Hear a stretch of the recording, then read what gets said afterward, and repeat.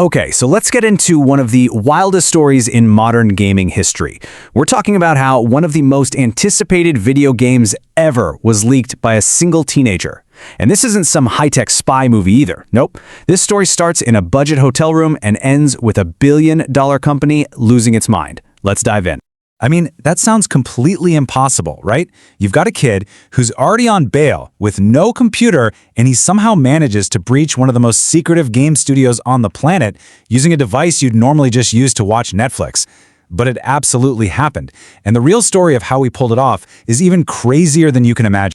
So picture this. Forget some secret hacker lair with servers humming in the background. The scene is just a simple, kind of bland travelodge in England.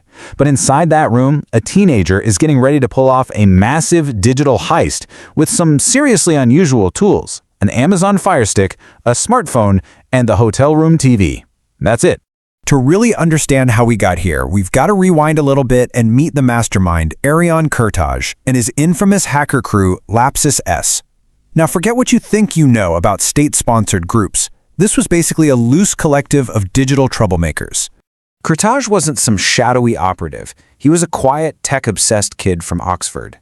His own father put it best: he was just very good on computers.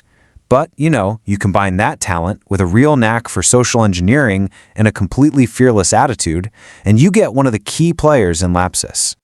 So, what was Lapsus's grand plan? Well, that's the thing. They didn't really have one. They weren't driven by politics or some big ideology. They targeted the biggest companies on Earth for fame, for money, and, as one of them famously said, simply for the lulz, which basically means just for the fun of causing absolute mayhem. And honestly, that lack of a clear motive is what made them so dangerous and unpredictable. And in just a few months, Lapsus dollars went on an absolute rampage. I mean, look at this list. They humbled NVIDIA by leaking employee credentials, they stole sensitive source code from Samsung, they even got into Microsoft and just dropped this massive archive with pretty much all of Bing's code. They were completely fearless and just wreaking havoc everywhere. But, a spree this brazen, this loud, is going to attract some serious attention. It wasn't long before international law enforcement started closing in, and that digital party, well, it was about to come to a screeching halt. And here's the irony, right? He wasn't caught by the FBI or Scotland Yard. Not at first. He got caught because rival hackers doxed him. They leaked his real name and address online. Suddenly, the digital mastermind who had embarrassed these massive corporations was unmasked and in police custody. And for a minute there, it really seemed like the story was over. So the court's restrictions seemed completely airtight. He was banned from the internet. All his electronics were taken away. They even put him under supervision in a travel lodge for his own safety. He was, for all intents and purposes, completely disconnected from the digital world. Or so everyone thought. So for months, everything was quiet. But you can imagine, behind the doors of that budget hotel room, Kurtaj was getting restless. He's totally isolated, totally offline. But then, he finds this ingenious loophole in the very restrictions that were meant to contain him. He basically built a makeshift computer that the authorities had completely overlooked. With nothing more than a simple Amazon Fire Stick and a smartphone, he was able to access cloud servers and get himself a backdoor to the internet. Just like that, the hotel room hacker was back in business. So for a little warm-up, on September 15th, he decides to test out his new setup. And his target? Oh, just the massive ride-hailing giant Uber. He wasn't just dipping his toe back in the water, he was diving in head first. And he got in using pretty simple social engineering. We're talking just manipulating people. He tricked an IT contractor into giving up their login details. And then he announces his presence on the company's internal Slack for everyone to see. He rummaged through their data, taunting them and causing so much chaos that Uber was actually forced to shut down some of its own systems. But listen, Uber was just practice. His next target was the one that would make him infamous: Rockstar Games, the legendary studio behind Grand Theft Auto. This was going to be his masterpiece.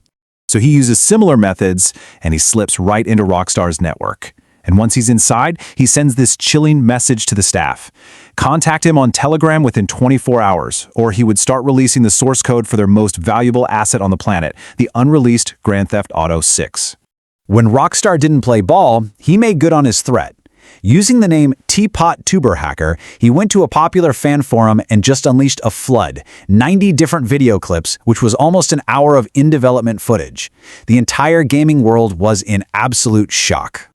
The fallout was just immense. The company reportedly spent at least $5 million, not to mention thousands of developer hours, just to secure their systems and figure out what the damage was.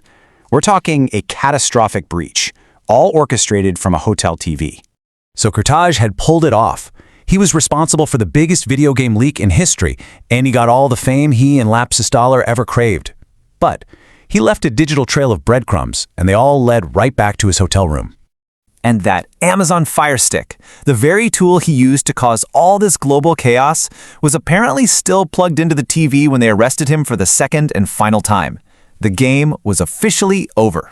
So a jury found that he did, in fact, commit the acts, but because of his mental health status, he was deemed unfit for a normal trial.